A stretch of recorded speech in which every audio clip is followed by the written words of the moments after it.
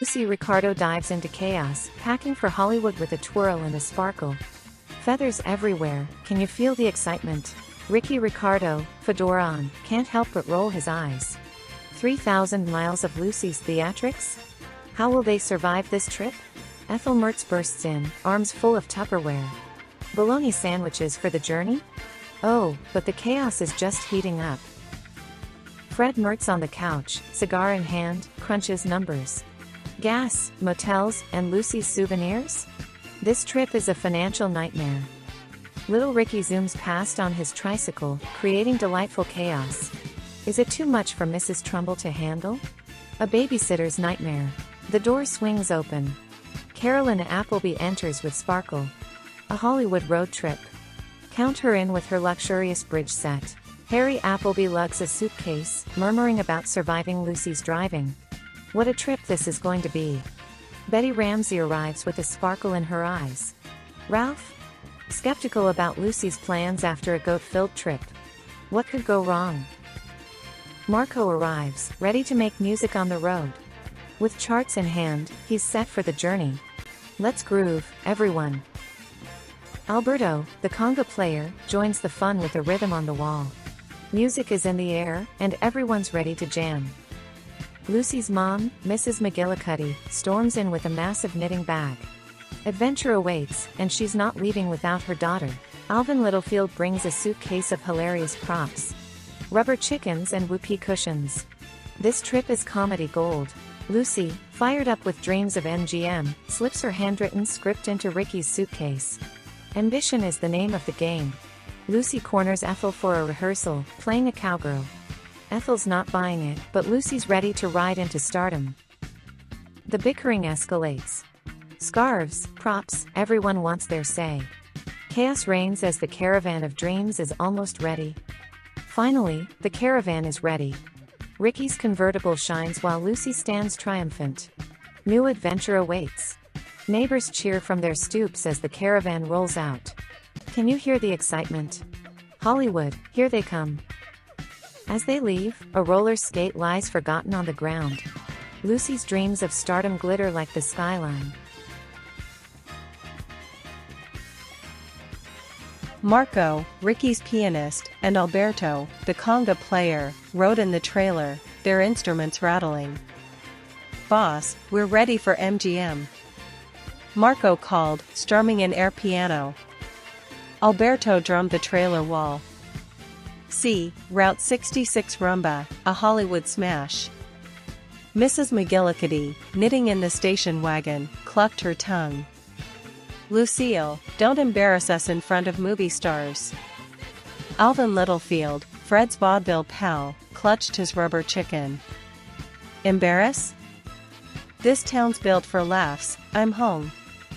The caravan pulled into a motel near the MGM lot, its neon sign blinking starlight in. Lucy, unloading suitcases, clutched her secret script, Lucy Goes West, her eyes gleaming with dreams of pitching it to a producer.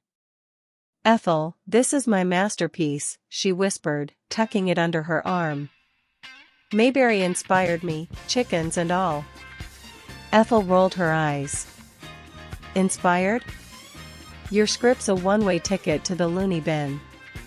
The motel lobby buzzed with check-in chaos. Fred haggled with the clerk over rates. $10 a night? For a bed and a light bulb? I'm not Rockefeller." Carolyn insisted on a room with a view, while Harry grumbled, "A view of what? Smog?" Betty and Ralph unpacked bridge cards, eager for a game, while Marco and Alberto tuned instruments in the parking lot, drawing stares from bellhops. Mrs. Trumbull corralled little Ricky, who chased a stray cat, shouting, "Kitty go boom." Mrs. McGillicuddy scolded, "Lucille, control your child." Alvin quipped, "Control? That's like herding cats with a feather." That night, over diner burgers, Ethel's sandwiches long exhausted, the group reflected on their journey. "Mayberry was something else," Ricky said, sipping coffee. "Those folks, Andy, Aunt Bee, even that nut Barney, gave us heart." Lucy nodded, ketchup on her chin. And chickens. Ethel, admit it, you loved the chaos. Ethel huffed. Loved?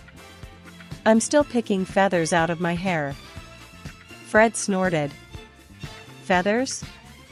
I'm still paying for the gas we burned chasing M. The laughter echoed, their bonds forged in North Carolina's hills. The next morning, the MGM lot loomed like a cathedral of dreams, its gates gleaming under a cloudless sky. Ricky, in a sharp suit, clutched his sheet music, nerves jangling. This is it, mi vida, he told Lucy, kissing her cheek. No schemes today, okay? Lucy batted her lashes. Who, me? I'm an angel. Ethel muttered, an angel with a rap sheet. Inside, the studio buzzed with extras in cowboy hats and starlets in sequins. A producer, Mr. Thompson, a wiry man with a cigar, greeted Ricky. Mr. Ricardo, we've heard about your Tropicana act. Let's see what you've got. Ricky took the stage, a small soundstage with a velvet curtain, and launched into Babalu. His conga pulsed, his voice soared, infused with a warmth he hadn't known before Mayberry. Marco's piano and Alberto's rhythm joined, the trio electrifying the room. The crew clapped, Mr. Thompson nodding. That's got soul, kid. You're hired, rehearsals start Monday. Lucy, watching from the wings, squealed, nearly dropping her script. He did it. She rushed to Ethel, whispering, now's my chance. Before Ethel could stop her, Lucy cornered Mr. Thompson, thrusting Lucy Goes West into his hands. Sir, this is my script, a Western epic. Picture me as a cowgirl, saving Ricky from bandits. Thompson blinked, flipping pages. Chickens in a talent show? Lady, this is nuts. Lucy beamed. Exactly. It's authentic. Ethel dragged her away, hissing, authentic? You're gonna get us banned from Hollywood. Back at the motel, the group celebrated Ricky's success with a makeshift party. Marco and Alberto played, Carolyn sang in off-key My Heart Belongs to Daddy, and Betty did her Lucy impression, wailing, Ricky, to roars of laughter. Fred raised a soda, grumbling, to Ricky's paycheck, maybe it'll cover my gas bill. Mrs. McGillicuddy, knitting, mused, that Sheriff Andy would have loved this. Alvin cracked, Andy?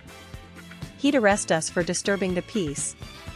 Little Ricky and Mrs. Trumbull crafted a postcard for Opie, scrawling, Miss you. Come to Hollywood. Lucy, inspired, wrote to Aunt B, Dear Aunt B, your pie fueled our dreams. Here's my script for your next show, chicken's optional. Ethel snorted, reading over her shoulder. You're sending that disaster? Poor Aunt B.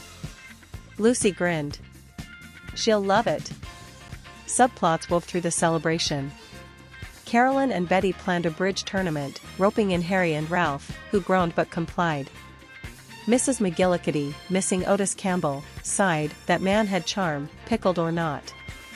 Alvin, juggling gag props, bonded with Fred over vaudeville dreams, plotting a comedy act for the motel talent night.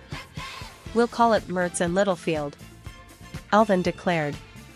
Fred muttered, as long as I don't have to chase chickens.